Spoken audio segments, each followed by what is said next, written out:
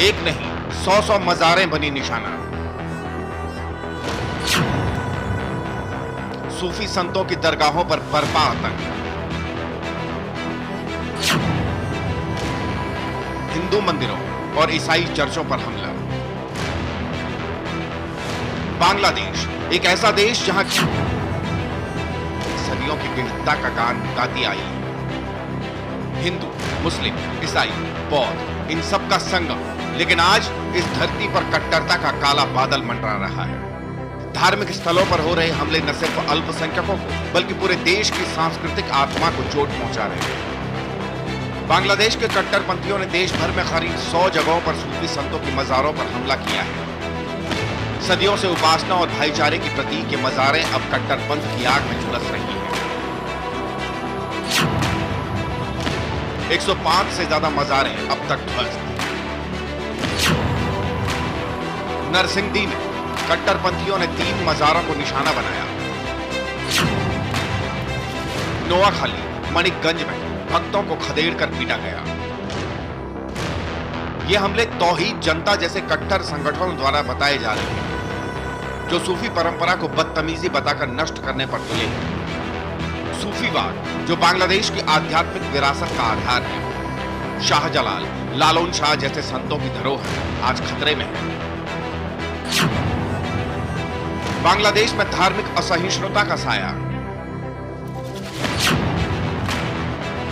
अंतरिम सरकार की चुप्पी ने आग को भड़काया।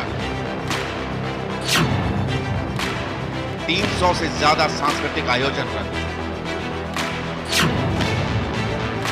कलाकारों को लगातार धमकाने का सिलसिला जारी।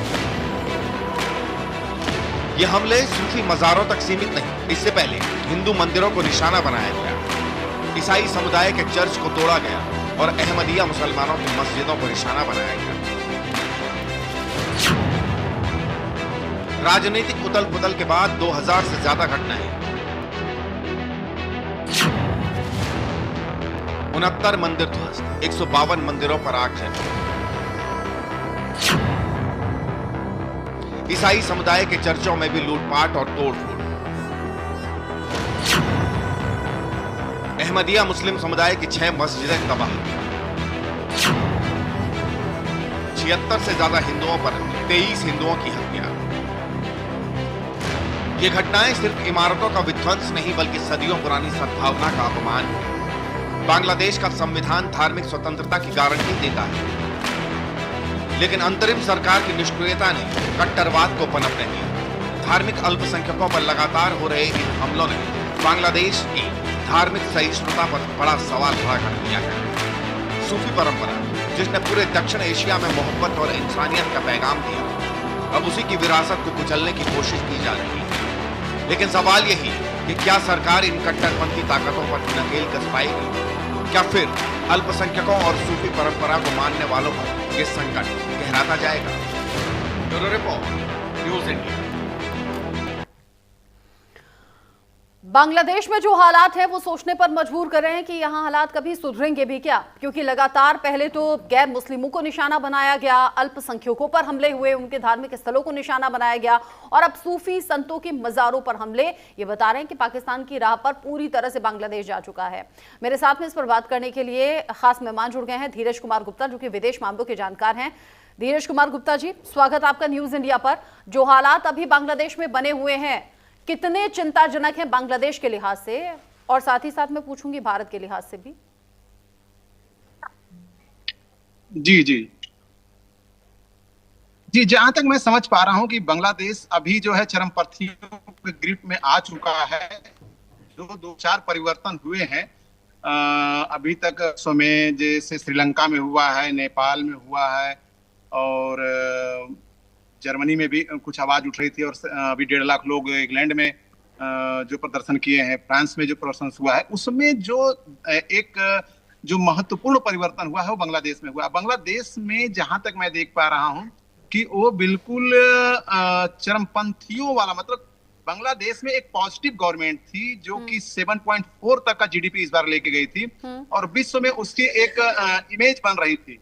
उस इमेज के अगेंस्ट, मतलब वहां पे जो लोग उस सरकार से जल रहे थे, उस सरकार के डेवलपमेंट से जल रहे थे, हाँ। उसको तक था पलट गया। जैसे नेपाल में अगर हम देखें तो नेपाल में एक नेपोटिज्म के खिलाफ, नेपाल में एक करप्शन के खिलाफ, हाँ। और नेपाल में पिछले 70 साल से जो एक प्रकार से डेमोक्रेसी नहीं कहेंगे, ऑटोनॉमी कहेंगे, उसमें उसके खिलाफ जो परिवर्तन हुआ। लेकिन ये चीज यहाँ पे बांग्लादेश में नहीं हुई। बांग्लादेश में विकास के खिलाफ प्रदर्शन हुए हैं। बांग्लादेश में एक ऐसी चीज के खिलाफ है जो कि वो सामरिक दृष्टि से भी वो बहुत अच्छा कर रहा था। हाँ। और एक पूरी दुनिया में अपने उद्योग को फैला रहा था, और मुस्लिम देशों के उस परिपाटी में शामिल हो रहा था, जैसे इंडोनेशिया, मलेशिया वगैरह थे। तो यहाँ पे विकास के खिलाफ प्रदर्शन हुआ है। अब चूंकि वहां पे चीजें वैसी हो गई हैं कि चरमपंथियों कब्जे में आ गया, तो मैं समझता हूं कि बांग्लादेश में ऐसी घटना होना अब एक नॉर्मल रूटीन रहेगा। हाँ। ये होते रहेंगे यहाँ पे घटनाएं, क्योंकि वहाँ सुन्नी बहुल एरिया पॉपुलेशन है, और उस पर आपने कहा बांग्लादेश का भी में इसी तरह के हालात रहेंगे, तो क्या बांग्लादेश के लोग जो कि इन हालातों से परेशान है वो ये उम्मीद खो दें कि आज नहीं तो कल, कल नहीं तो परसों ये हालात सुधरेंगे, बेहतर होंगे, पटरी पर आएंगे?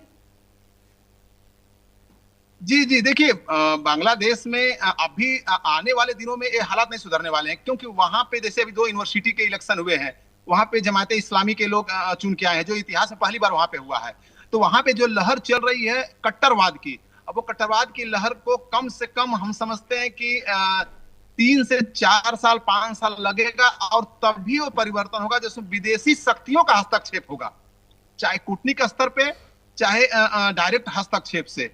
जब तक नहीं होगा तब तक ये शक्तियां इतनी जल्दी नहीं छोड़ने वाली हैं। जैसे देखिए तालिबान वगैरह अपने जब सत्ता ली तो कई सालों तक सत्ता लेके चलती रही, जब तो वहां पे विदेशी शक्तियों का हस्तक्षेप नहीं हुआ, और वो फिर दोबारा तभी आई जब वहां से विदेशी शक्तियां बाहर गईं। तो अब ये ऐसी चीजें जो परिवर्तन रातों रात नहीं होंगे, इसमें 3, 4 साल 5 साल लग सकता है, और इसमें 5 साल लगने के बाद जब तक विदेशी शक्तियां नहीं चाहेंगी, वहां पे ऐसे ही चलता रहेगा। क्योंकि शेख हसीना के पास अभी ऐसा वहां पे मैंडेट है, लोग उनको पसंद करते हैं, लेकिन उनके पास मशीनरी टूल्स नहीं है कि वो सत्ता परिवर्तन करा पाए। जैसा कि हालों में देखा गया कि उनको उनका जो है कोई भी वीडियो, ऑडियो या एआई जनरेटेड कोई भी इलेक्शन से पहले, क्योंकि ऐसे ही इमरान खान के साथ हुआ था, इमरान खान को हटाया जरूर गया था वहां से, लेकिन इमरान खान की जो वहां के लोगों में पैठ थी वो बहुत ही अच्छी थी, एक साफ सुथरे नेता की थी। तो उनको उनके ऊपर बैन नहीं लगाया गया था, तो पाकिस्तान में वो जेल में रह के भी जीत गए थे।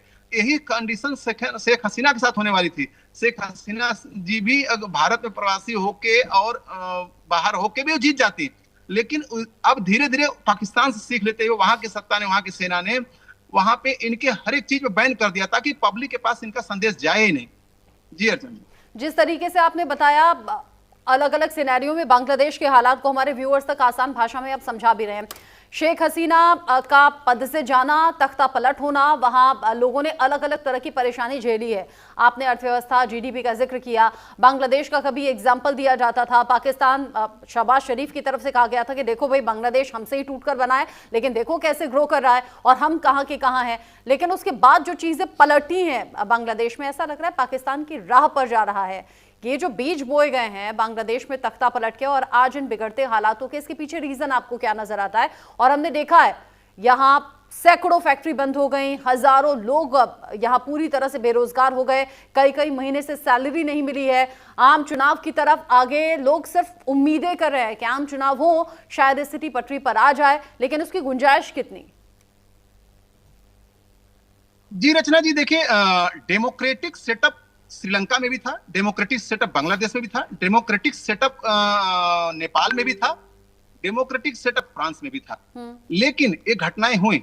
देखिए डेमोक्रेटिक इंस्टीट्यूट्स रखना किसी देश के अंदर वो एक अलग मायने है, और डेमोक्रेटिक ढंग से जनता के साथ मिलना, उसके विकास में, उसके सुख दुख में भाग लेना, वो अलग चीज है। जैसे भारत में जो प्रधानमंत्री रहे हैं अभी तक, वो चाहे कोई भी प्रधानमंत्री रहे हैं, डेमोक्रेटिक सेटअप के साथ साथ, डेमोक्रेटिक इंस्टीट्यूशंस के साथ साथ यहाँ के जो नेतृत्व रहे हैं, चाहे प्रधानमंत्री, गृह मंत्री, रक्षा मंत्री, ये सभी लोग जो है यहाँ की जनता से उनके सुख दुख में मिलते हैं, उनके सुख दुख मिलते हैं। तो वो डेमोक्रेटिक जो सेटअप होता है वो स्ट्रांग होता जा रहा था और स्ट्रांग होता गया। लेकिन यहाँ पे बात उल्टी रही, डेमोक्रेटिक सेटअप रहा है यहाँ पे, लेकिन वहां पे जो है वो जनता से, जैसे कि श्रीलंका में नेपोटिज्म था, जैसे कि बांग्लादेश के अंदर विकास था, वहां पे विदेशी शक्तियां लगी हुई थी। नेपाल में नेपोटिज्म था, करप्शन था, अपने परिवारवाद था, अपने लोगों को वेल ऑफ को दिखाना था। तो वहां पे डेमोक्रेटिक इंस्टीट्यूशन तो थे, लेकिन डेमोक्रेटिक एक जो भावनाएं हैं वो वहां के नेताओं में नहीं थी। यही बांग्लादेश के अंदर भी अगर आप बात करें तो बांग्लादेश में अभी जो है ये ISI वगैरह एक सबसे बड़ी एक सिंपल थ्योरी है कि दूसरे देश के लोग, चाहे अमेरिका हो चाहे पाकिस्तान हो, वो किसी भी डेमोक्रेटिक सेटअप की तरफ कंट्री को नहीं बढ़ने देगा। जैसे कि कल ही जो श्री यूनिस जी का बयान आया है, जो वहां केयर टेकर है, उनका कल ही बयान है, बड़ा मायने रखता है। और आज ही सुबह मैंने रात को ही पढ़ा उसको कि कुछ शक्तियां लगी हुई है कि इलेक्शन फरवरी में ना हो पाए। तो अगर पाकिस्तान और अमेरिका अगर ये सभी अगर वहां पे इलेक्शन सुचारू रूप से होने देंगे तो उनकी जो गोटी वहां पे नहीं बैठ पाएगी। तो वो एक दिखावा जरूर दुनिया में करेंगे, लेकिन कोशिश अगर मोहम्मद यूनुस को ये लग रहा है कि कुछ शक्तियां हैं जो टाइम पर चुनाव नहीं होने देंगी, इसमें मोहम्मद यूनुस का भी कुछ फायदा नजर आ रहा है क्या? क्योंकि कभी तो मोहम्मद यूनुस ऐसा लगता है कि कट्टरपंथियों के हाथ की कठपुतली बन गए हैं, कभी ऐसा लगता है कि अपना फायदा देख रहे हैं, कभी ऐसा लगता है कि बैकफुट पर हैं जब खबरें सामने आती हैं कि बीमारी का बहाना बना सकते हैं, देश छोड़कर भाग सकते हैं। एक्चुअल में मोहम्मद यूनुस के मुफीद हो क्या सकती है सिचुएशन? देखिए, रामचरितमानस में बहुत ही सुंदर पंक्ति लिखा है श्री तुलसीदास जी ने कि सुर नर मुनि सबकी यह रीति, बिन स्वार्थ होवे नहीं प्रीति। तो बिना स्वार्थ के कोई प्रेम नहीं होता इस दुनिया में, इस धरती पे बिल्कुल कभी भी। चाहे माँ अपने बच्चे से भी अगर प्रेम करती है तो उससे भी उसको भविष्य में आशाएं होती है कि मेरा बेटा अच्छा करेगा, मेरी बेटी अच्छी करेगी। तो यहाँ पे यूनुस को अलग लगता है। यूनुस को भी ये है कि अगर मैं यहाँ पे डेमोक्रेटिक प्रोसेस अगर बन जाएगा तो मैं कल जो आज साल भर से इस ओहदे में बैठा हूं तो मैं शायद कल नहीं रहूं। तो अंदर अंदर हर एक इंसान सोचता है कि मेरी जो एक ऊंचाई हो वो बनी रहे। तो मैं अगर इसको एंथ्रोपोलॉजी में देखूं तो यूनुस भी चाहेंगे कि या तो सरकार बने तो मेरा एक अपना रुतबा रहे, वहां राष्ट्रपति बनूं या जो भी बनूं, या फिर ये डिलेड हो। अब उसके लिए वो बैकग्राउंड भी तैयार कर रहे हैं कि हम शक्तियां काम नहीं कर रही हैं। और सेना भी, देखिए सेना के भी जनरल जो होते हैं सरकारी कर्मचारी होते हैं, सरकारी अधिकारी होते हैं। और उस देश में जब उनको अगर एक स्वाद चख जाता है सत्ता में हस्तक्षेप करने का, तो वो भी इंटरनली ये मैकियावेली जो इटली के बहुत बड़े राजनीतिक थे, जिनको कि जैसे कि चाणक्य हमारे देश के थे, तो वहां पे इटली में भी उनको इटली का चाणक्य कहा जाता है। तो उन्होंने भी लिखा कि ये स्वाद बहुत गंदा है, राजनीति में लोग अपने माँ बेटे का कत्ल करते हैं। तो यहाँ सत्ता को पाए जाने के लिए आप एक कोई भी बैकग्राउंड तैयार करेंगे, अंदर नैरेटिव क्या है और बाहर क्या दिया जाता है, इसमें डिफरेंस रहेगा। तो मुझे जहां तक लगता है कि यूनुस जी भी बहुत दिल से सत्ता हस्तांतरण के पक्ष में नहीं है, क्योंकि 2-3 महीना पहले बहुत दबाव देने के बाद उन्होंने डेट डिक्लेयर की थी। तो वो भी चाहेंगे, और बहुत नेचुरल है कि अगर वो रहेंगे तो सेना के मार्फत ही रहेंगे। तो सेना भी अंदर चाहेगी। और बीएनपी का देखिए वहां पे ग्राफ बहुत डाउन हुआ है। बीएनपी जो खालिदा जिया की है, अभी जो इलेक्शन दोनों यूनिवर्सिटी में हुए हैं उसमें उनकी सीट, एक भी सीट नहीं जीत पाई है। तो वहां की जो जनता है जो कि बांग्लादेश के बारे में सोच रही है, हित के बारे में सोच रही है, वो खालिदा जिया को बिल्कुल नहीं लाना चाहती है वहां पे। शेख हसीना आ नहीं सकती क्योंकि उस पर बहुत सारी पाबंदियां हो गई हैं। सेना इसका फायदा उठाना चाहेगी। अमेरिका और चाइना, अमेरिका चाइना को रोकने के लिए वहां पे अपना 2-3 मिलिट्री एक्सरसाइज किया है। उसके साथ मिलिट्री एक्सरसाइज करने के बाद वहां अपना बेस बना रहा है। अभी इसी हफ्ते वहां पे मिलिट्री एक्सरसाइज होने जा रही है। और इसी तरह से पाकिस्तान ISI के थ्रू जो भारत, ठीक है डीके गुप्ता आप रहिए, आप बता रहे हैं बांग्लादेश में इन हालातों में क्या कुछ गुंजाइश नजर आ रही है और कैसे स्वार्थ के चलते मोहम्मद यूनुस बांग्लादेश को लगातार गर्त में धकेलने का काम कर रहे हैं। जो बेपटरी हुआ बांग्लादेश, वो अभी भी पटरी पर आया नहीं है। मेरे साथ में बात करने के लिए जुड़ गए हैं मेजर जनरल रिटायर्ड राजन कोचर सर, भी डिफेंस एक्सपर्ट के तौर पर। कोचर सर, आपका भी बहुत स्वागत न्यूज इंडिया पर। जो बांग्लादेश में अभी हालात है, क्योंकि इससे पहले भी आपसे बांग्लादेश के हालातों पर बात होती रही है सर। बांग्लादेश जहां पर पहले गैर मुस्लिमों को निशाना बनाया गया, हिंदुओं को खास तौर से टारगेट किया गया, हिंदू धार्मिक स्थलों को टारगेट किया गया, अभी ये जो सूफी संतों की मज़ारों पर हमले, और वो भी 100 से ज्यादा, बांग्लादेश में हो क्या रहा है? और अगर किसी भी देश में कट्टरपंथियों के हाथ में ताकत आ जाए तो वो देश के लिए कितना बड़ा खतरा और चिंता?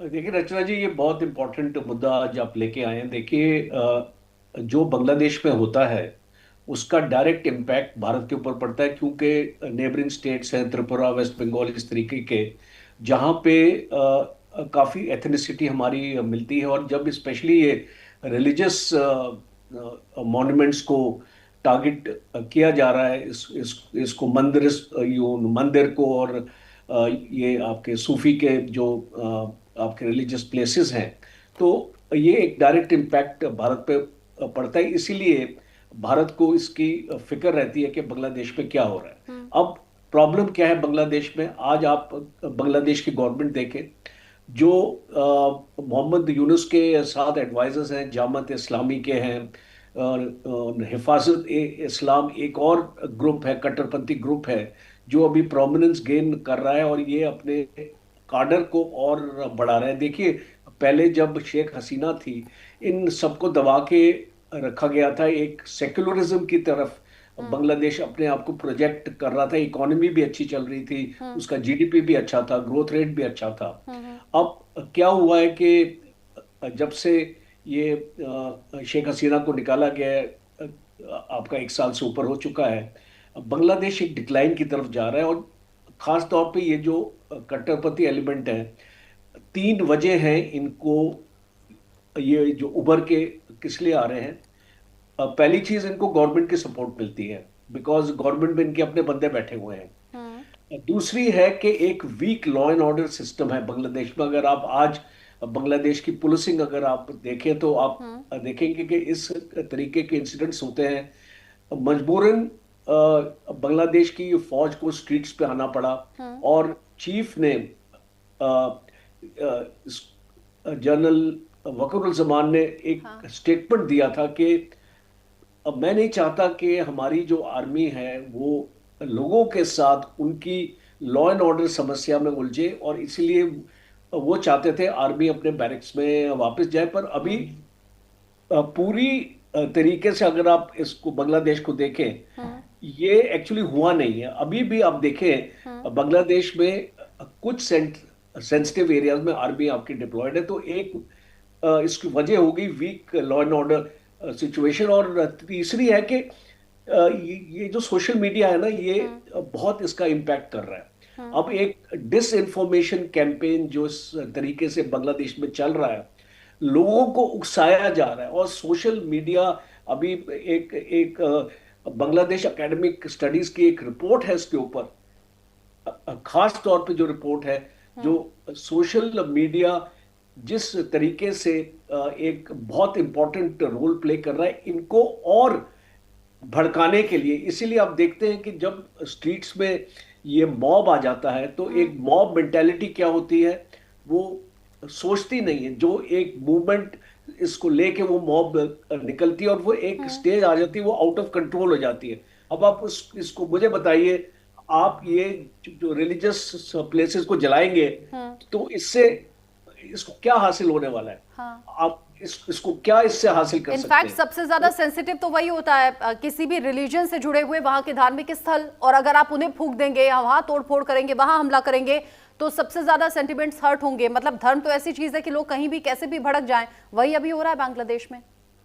बिल्कुल, आपने एक्चुअली सही बोला। तो इसीलिए अब इसका सोल्यूशन क्या है? देखिए, इसका सोल्यूशन ये है कि आपको एक तो इस गवर्नमेंट को इसका संज्ञान लेना पड़ेगा कि अगर वो बांग्लादेश में एक stable law and order situation चाहते हैं, एक ऐसा एक वातावरण एक्चुअली क्रिएट करना चाहते हैं, इससे एक्चुअली क्या होगा, बांग्लादेश में जितनी भी इन्वेस्टमेंट्स हैं वो आनी बंद हो जाएंगी। आज अगर चाइना भी इन्वेस्ट करना चाहता है, बाकी देश भी इन्वेस्ट करना चाहते हैं बांग्लादेश में, और अगर मोहम्मद यूनुस चाहेगा कि जो इकोनॉमी को रोड पे लाना है और खुशहाली होनी है, तो उसको ये सारे जो भी आपके इंसिडेंट्स हैं, आपके मंदिर इसको जलाने के लिए रिलीजियस प्लेसेस को टारगेट करेंगे, इसको बंद करने पड़ेंगे। क्योंकि जब तक वो इंटरनल स्टेबिलिटी बांग्लादेश में नहीं आएगी, आप बांग्लादेश की इन्वेस्टमेंट्स भी नहीं देख पाएंगे।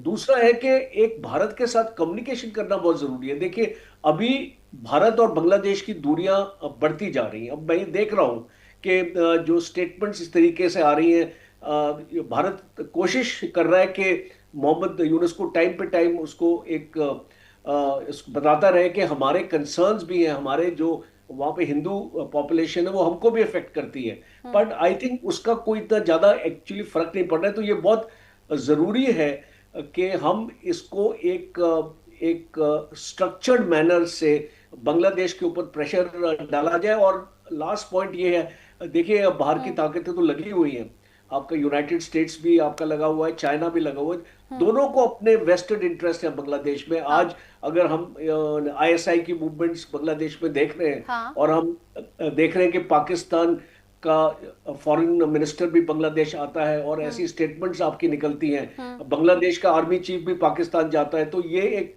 म्यूचुअल एक्सचेंज हम देख रहे हैं इन चीजों का। और पाकिस्तान से मिलिट्री हार्डवेयर भी लिया जा रहा है, टर्की से भी लिया जा रहा है। अब आप मुझे बताइए, बांग्लादेश की फौज किसकी तैयारी करिए लड़ने के लिए, कोई ऐसी अपनी सिचुएशन बनाने के लिए, बिकॉज और कोई जो आपका प्रतिद्वंदी नहीं है एक्सेप्ट भारत। चूंकि मेरे पास 2 ही मिनट बचे हैं और डीके गुप्ता जी भी मेरे साथ में है, बस मैं एक छोटा सा आपसे आंसर चाहूंगी, फिर मैं डीके गुप्ता जी का एंड कमेंट लूंगी।